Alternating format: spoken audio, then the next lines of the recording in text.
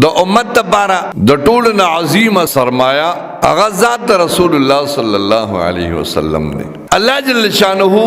تمام امت مسلمه ته فرمایي چې څومره د نبی له سلام امتیان دي ټولو ته فرمایي چې کچره ستاسو دا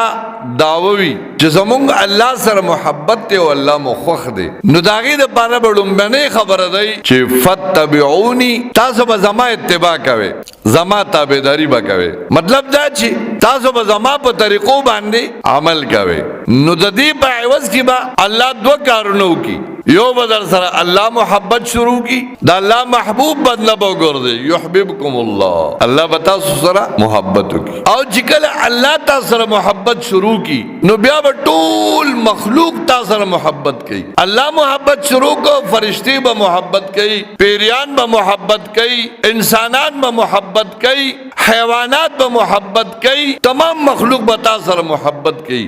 وجه به سي چې الله به تاسو سره محبت کوي.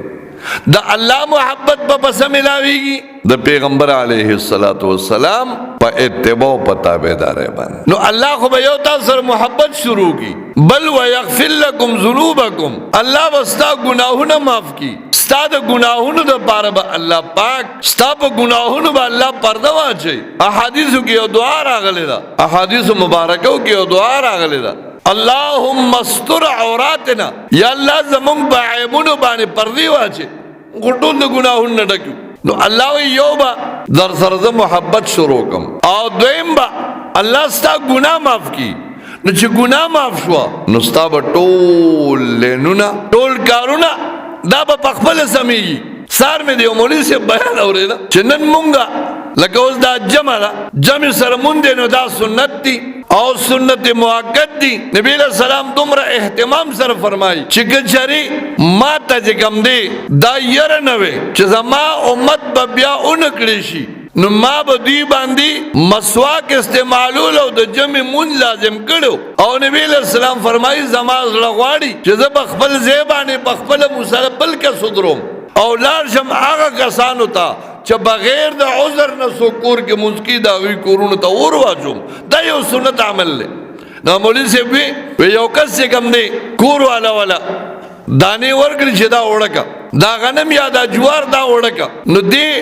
روان شو جرندې له مشین له غنم دانې وړي، لار کې یو کس راغی ویې لکه ستا د اوبو لمبر دی، هغه پټۍ دی چې کوم دی نو سوځي وچیږي، نو پټۍ اوبه کول غواړي. دلته چې ده وکته چې هلکه یو خو د جمعې مبارک ورځ ده او د جمعې جمع کول غواړي، دلته چې کوم دی غنم جوار موړه کول غواړي، او دلته دی وی چیرې پټې چې کوم دی اوبه کول هم غواړي. ده سوچ وکړو چې اوس زه څه وکړم،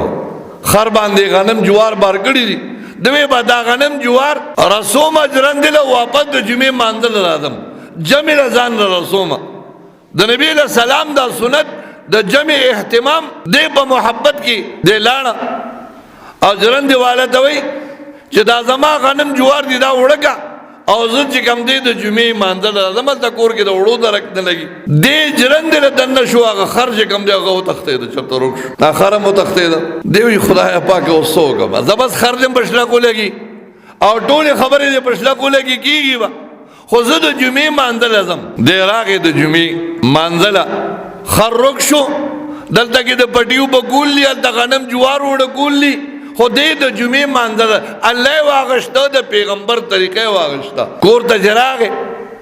جمعې مونځ شو، اوس وی زه بس د پټي به هم څه چل کوم او غنم جوارو له به هم لاړ شم. نو کور ته ورغی، کور واړه لګیا دی وړاغږي، دا ورته وایي چې وړه خو چې کوم دی نو دانې خو لا په جرنده کې پرتې دا وړه ته کم دی نه، وی وړه خو راغلي دي، وی کم ځای راغلي وی دی ګاونډي چې کوم دی راوړه بوجۍ دلته کېښوده، وی ما ګاونډي راوغوښته چې دا ما زما وړه خو لا چې کوم دی زما دانې خو لا په جرنده کې پرتې دي، وی چې هغې راوړه چې وی کته وی سړی راوغوښته چې یاره زه لاړم، نو هغه راته چې کوم دی دا وړه راکړي چې دا ستا وړه دي، وی هغه چې کوم دی راومېړو نو هغه ستا وختل، نو وړه کور ته راغله، وړه کور ته راغله، د جمعې مونځ وکړه، د مونځ اهتمام وکړه چې کوم دی الله جل شانه د کور ته راورسوله. وی نه کنه جمعې مانځه نه پس یو کس راغی، وی لکه ما په خپل پټي باندې اوبه سمې کړې وي او درې مږو د خدای بیخو باسي پوډه کې مږې کړې وي، زما د پټي نه ټولې اوبه چې کوم دی ستا پټي ته راغلي، ستا پټۍ اوبه شوې دي، ستا پټۍ اوبه. وی مې چې زه بس پټۍ م الله اوبه که غنم جوارم الله رب العزت چې کوم جرندلا او د خر مسله د خر به الله پیدا کی نو وای مازیګر چې کوم د خر چرته ځنګل تل ګیدړانو دغه په مخه کړي او رامنډه والے خر خپل کوړ تر دن نشو ارمه دې پورې کول عزت مندو چې کله انسان الله والی د الله حکم پورې کول والی دا تمام دنیا به الله ستا مسخر کی او ستا کارونه به الله په خپل برابرې ذکر رب کائنات فرمای اے نبی علیہ السلام د خپل امتیانو ته ویا چې کچره تاسو په دې دا دعوی چې زمونږ الله سره محبت دی او الله مخوخ دی نو فتبعونی زما اتباع کې د زندگی په هر شعبه کې د زندگی په هر شعبه کې زما د سنت او اهتمام کې زما عزت مندو د نبی علیہ السلام چې څومره زندگی دا دریش په تکاله زندگی دا د دې دریش په تکاله زندگی یو سکند یو عمل هغه چې کوم دي صحابه محفوظ کړي دي آیات کړي دي او هغه امت تر رسول دي داسې څوک نشته نن دور کې نه به څوک پیدا شي چې هغه وایي چې ما ته د نبی علیہ السلام په دې سیس کی طریقه نشتا د بادشاہې نه راواله د مزدورې پورې او د دکاندارې پورې د نوکرې پورې د لباس پورې د زندگی په یو موړ کې هم د نبی علیہ السلام دا سی عمل نشتا چې باقی کے زمان استاد محبوب طریقہ نشتا دے باقی زمان استاد محبوب دا پیغمبر علیہ السلام پا زندگی کی آغازیز نہیں نبی علیہ السلام پا 7,54,000 احادیثوں کی دا پیغمبر علیہ السلام طول زندگی پرتدا نو تا سوگا فتبعونی زمان اتباعو کا نو چھ زمان اتباعو کی نو سبوشی یحببکم اللہ بتاثر محبت کی ویغفر لکم ذنوبکم او اللہ بستا گناہونا معاف کی واللہ غفور رحیم